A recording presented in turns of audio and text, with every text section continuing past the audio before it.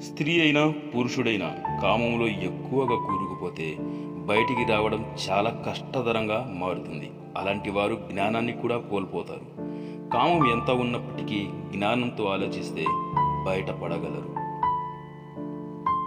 తగలబడుతున్న ఇంటిలోకి తిరగబడ్డ ఆడదాని జోలికి అస్సలు వెళ్ళకూడదు అంటారు. స్త్రీ మనసుకు అంచనా వేయడం పురుషుడి వల్ల కాదు.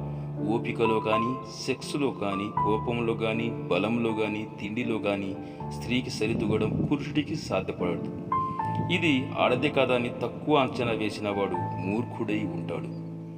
చాలా వరకు స్త్రీలు తాము అనుకుంది అయ్యేదాకా అస్సలు వదలరు. కొంతమంది చెడు స్త్రీలు తాము కావాలనుకుంటే ఎలాంటి పురుషులనైనా లొంగ తీసుకోగలరు. పురుషులు కాదు కూడదు అంటే మాత్రం ఇంకా పురుషుల బతుకు బస్టాండే. ఒక కామాంధురాలైన స్త్రీ తన శారీరక సుఖంలో అడ్డుపడుతున్న ఎంతటి వారినైనా హతమార్చడానికి కూడా వెనుకాడదు. అతను తన భర్త అయినా సరే, వేరే ఎవ్వరైనా. స్త్రీ తప్పు చేయాలనుకుంటే సప్త సముద్రాల అవతల ఉంచిన ఆ తప్పు చేసే తీరిద్ది.